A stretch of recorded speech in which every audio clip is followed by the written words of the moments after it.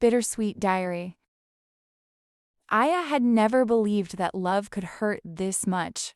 She had admired Liam from afar for months, his confident smile, the way everyone listened when he spoke, how effortlessly popular he was. But it was the small, unnoticed things that captured her heart, the way he laughed at his friends' jokes, how sunlight seemed to catch his hair just right, the way he could make people feel at ease without even trying. One day, after weeks of gathering courage, she decided to confess. She waited under the cherry blossom tree behind the school, her sketchbook clutched to her chest like a shield.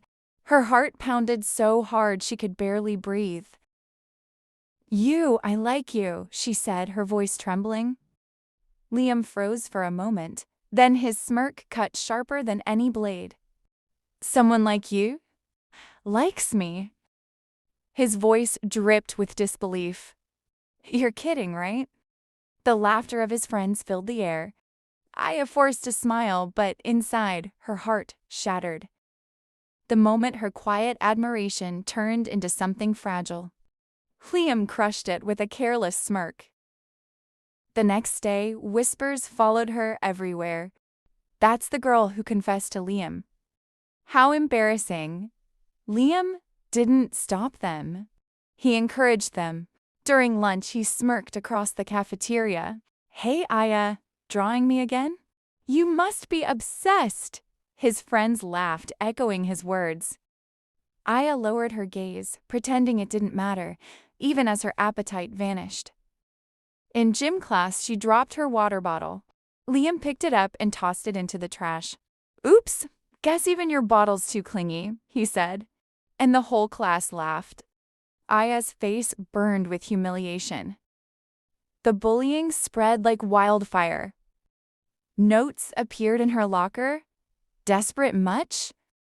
And her sketchbook, once her escape, became a weapon against her. One day, Liam snatched it from her desk.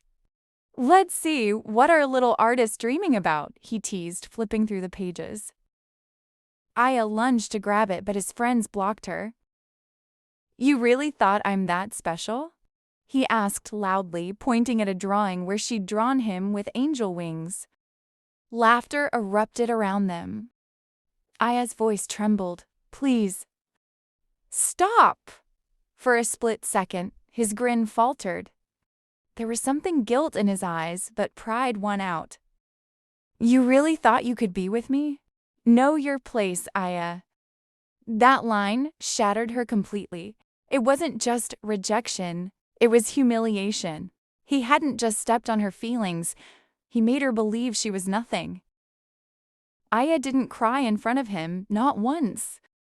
But that night, she broke. Tears soaked her pillow, her chest tight with a mix of heartbreak and shame. Days passed. She avoided him, skipped club meetings, hid in corners of the library where no one could find her. But fate, cruel as ever, wasn't done with her yet. One afternoon, she stayed late in the art room, sketching beneath the orange glow of sunset. When the door creaked open, she froze. It was Liam. He stood there quietly for a moment, hands shoved in his pockets. His voice was softer than she'd ever heard. "You're still here." "Yeah," she said, keeping her eyes on her sketch. "Just finishing something." He stepped closer, looking at her drawing.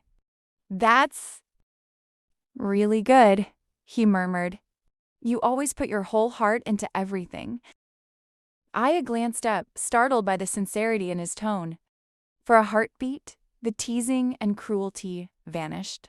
His gaze lingered on her face, gentle and unsure, as if he wanted to reach out but couldn't. The silence between them felt fragile like glass. Then a voice echoed from the hallway. "Liam, are you coming?" He tensed.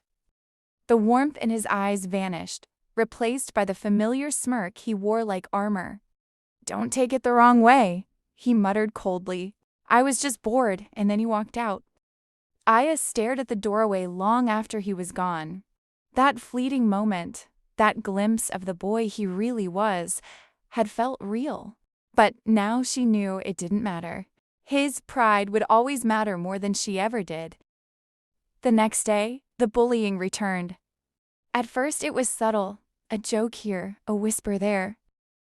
But one afternoon, as she walked past his group, Liam laughed loudly.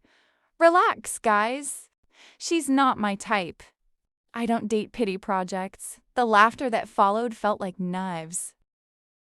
Aya stopped walking, but she didn't turn around. She just walked away, her heart breaking quietly inside her chest. That was the moment she decided, enough. That night, she stood in front of her mirror and whispered to herself, no more. The next morning, Aya wasn't the same girl. She smiled again, but not for him. She laughed with new friends. She held her head high. Liam noticed. At first, he ignored it. Then he grew irritated. She didn't blush when he teased her anymore. She didn't even look at him.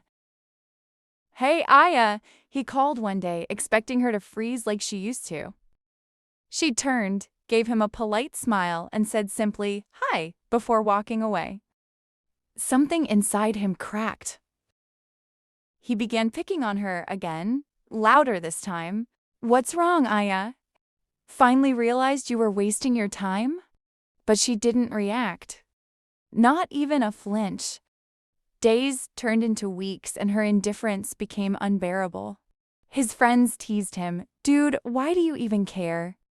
You said she's nothing to you," but he did care. Too much. One afternoon, when the halls were empty, he finally confronted her. "Why are you ignoring me?" His voice was harsh, but desperation leaked through. Aya looked up, tired but calm. "Because I'm done, Liam." He froze. "What?" "I'm tired of your insults. I'm tired of being your joke. So forget it. Forget I ever confessed. I regret it. I regret ever liking you." Her tone didn't tremble. It was solid and final. "You don't have to act like I'm beneath you anymore." "You were right. I was stupid to think someone like you could ever care." Liam's throat tightened. "Aya, Don't!" she said sharply, stepping back. "It's over. You can stop pretending now. I'm not the same girl you used to laugh at. You don't get to have power over me anymore." She turned and walked away. The echo of her footsteps filled the hallway, and for the first time, Liam felt small. Every cruel word replayed in his mind, every laugh, every smirk, until all that was left was regret. That night, alone in his room, he pulled open in his drawer and found a crumpled page. One of Aya's sketches he'd secretly kept. It was of him, smiling, kind, nothing like the boy he'd become. I stared at it for a long time, realizing that the one person who had seen something good in him, truly seen him, was gone. Thanks for watching. If you like our story, hit that subscribe button and see you in our next story. Bye.